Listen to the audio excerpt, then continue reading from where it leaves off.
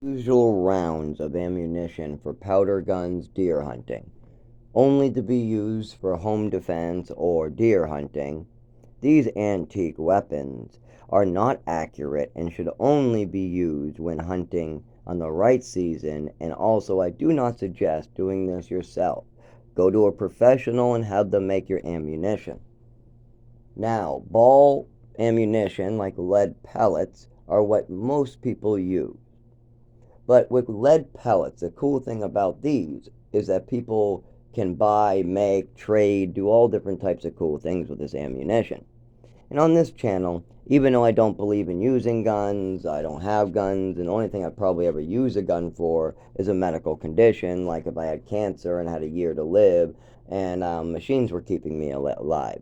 A lead bullet or a lead pill should take care of that illness right away. You know what I mean? Like, if you are dying without movement and you're guaranteed to suffer for a year or two and they're going to put your family in the poorhouse, yeah, a lead pill might be a good idea. But other than that, I have never thought that anything is a good idea when it comes to weapons. Maybe protecting your family, but even then, non lethal ammunition is usually a better target, like making your own lead rubber rounds. That's where you cover the lead with rubber, and then the lead expands with the rubber, kind of just making like a cork stopper so it doesn't actually go inside. That's one type of powder gun ammunition you can make, is a rubber round. Another type you can make is what they call a radioactive round. That's where you use thorium or uranium powder and you mix it together. Again, do not make these yourself. Do not do this at home, and I do not suggest doing this. It is only for entertainment purposes only. Yes, radioactive powder is extremely dangerous, toxic. Even breathing in a small particle while loading and making these would kill yourself. Do not try this at home. But you can mix metals that are soft or hard into that powder, pushing it into a ball round, and then that will fire without breaking apart. Yes, the lead or the copper or the iron that you use to bond all this thorium and uranium together, or plutonium powder. Plutonium would be super hard to get, actually. But as far as uranium or thorium, you can get a pretty high quality powder in small doses to make ammunition with. Now, this round is a cancer giving round. Now, for hunting purposes, not a great one. But if somebody comes in your house, rapes and kills your daughter, you shoot him in the chest with that and he runs away, any hospital in the country will be able to find him. Yes, you call the police, you tell them what happened. You tell them that you defended yourself. You pulled a gun on you and you defended yourself. And they say, well, we don't know how we're going to track him down. Your gun doesn't have any rifling or nothing. What are we going to do? You say, well, just look for the guy with a radioactive bullet in his chest. That's it. How many people have radioactive bullets in them in the hospital? Oh, you shot him with a radioactive bullet? Yeah, that way you could track him down. Just look for the glowing man. Just look for the glowing man in the hospital. So, tracing rounds. Yep, uranium actually lets you trace the criminal you shoot, even if they run. Something kind of unthought of. Next, you got a mercury round. I call this the mad dog round. But not because you're a mad dog, no, because it turns the other animal mad. Or you're murderer, or, I mean, if somebody comes in your house, blasts you in the head, let's say like that. If you get one shot out and you miss, this guy will go to prison because he will commit more crimes. If he's willing to come into your house, kill your daughter, kill you, and you shoot him with one of these lead rounds, he might be able to get the lead out. He might be able to help with the lead poisoning. But when you fill, all you do is you take a large .44 solid lead round, you hollow it out 2/3 down the round, so past the middle, way past. Then you fill the middle with as much mercury as you can fit. Add hot lead to cork it off, sand it off. Remember, very toxic. Do not do this yourself, or I suggest there's no reason to do it whatsoever other than entertainment purposes and target practice. Have you ever seen the YouTube videos of all the different artistic rounds that people make? It's like building a model or building a statue. It takes chemistry and science and metallurgy. It's just something you do for entertainment purposes. You try to make different rounds for different purposes. And this one I call the lead mercury ball round. And that is a lead ball with mercury in the middle. On impact, the mercury will explode out. And so, as the lead bores a hole in that, I guess you would call it a deer, the mercury gets released. As the mercury gets released, it goes into the bloodstream from the wound. Then the mercury travels through the body and will settle in different places, most likely the brain. And then the mercury makes that deer, person, whatever, murderer, crazy. Again, target practice. It's just hypothetical. I actually don't believe in ever using any guns whatsoever other than to feed your family or protect your family. Those two things. And when I mean protect your family, that's you and the people in your household you take care of. That's your family. Also, don't forget about the family that you have connections with. That's the people that you love and love you back. Those are your family members. I mean, some of us have a family member, like, I know that a guy named Dan I knew. He left his family and he said that he hopes his father would be dead. I said, that's terrible. I would never wish upon a thing like that. Even as my mother is abusing me and drugging me, I still don't wish she would ever be dead. I mean, I kind of want her alive, don't I? I mean, I want her help. She has to come and help me. I mean, she's the one doing it. Why Dan? Why? Because he used to hit me while he was drunk. I said, well, oh, I guess that's, he hit you. Yeah, see, I didn't really get it like that. I got a ruler smacking once in a while, but it wasn't like that. It wasn't, so I never had much of, I mean, the pills and the destruction of my internal organs bother me a hell of a lot. The brainwashing, the wagging her finger while convincing me that I have illnesses I don't have. That's what bothers me. And even then, I need her to be alive today to help me. I love her, and for the 50% of the time where she's acting normal, and the other 50% of the time that she's hurting me, I need her. So I just don't understand what Dan was talking about with that one.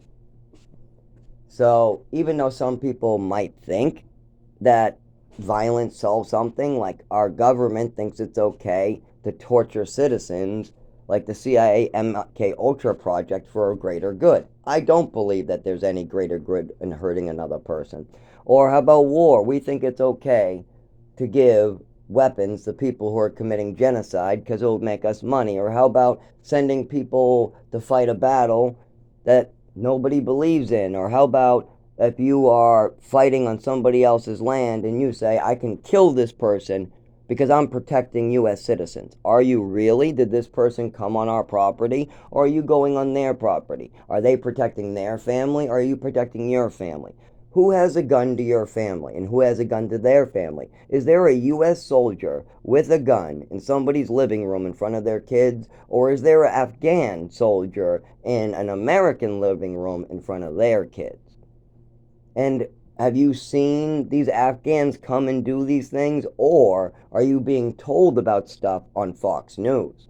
Because these Afghans are seeing a missile come out of the sky, blow up their neighbor's house, then watching a guy accidentally fire off a round that goes through the wall and kills their child. They saw that firsthand with their own two eyes. They saw the soldier with the U.S. flag on it raping their neighbor and then killing them. And they saw the bomb with the U.S. flag on it come down right on their neighbor's house, who they knew was a good person. Meanwhile, we're being told on Fox News that these Afghans are going to blow up all our buildings, kill our families, and come in our homes. But we hear it. We're getting this from a third party. We're seeing a building fall down, and then somebody's telling us, oh, go fight over here because they did it. But I don't remember anybody telling me that we were in danger in 2020 or 1999. I don't remember seeing any Afghans or anybody on American soldier. I just don't remember seeing any guns or being pointed around the streets of the U.S. lands. I do remember seeing on the news like Desert Storm and a bunch of our soldiers going into their countries. And I remember seeing a bunch of children crying. I remember seeing a bunch of deaths, like, oh, 20 people, 1,000 died, 10,000 children over here. And then I remember a bunch of buildings coming down. And then I remember our government blaming those people again, and then we invade. And I think, wasn't there something about a missile and us lying too? And, oh yeah, what was that about Operation Northwoods? This seems a lot familiar to that.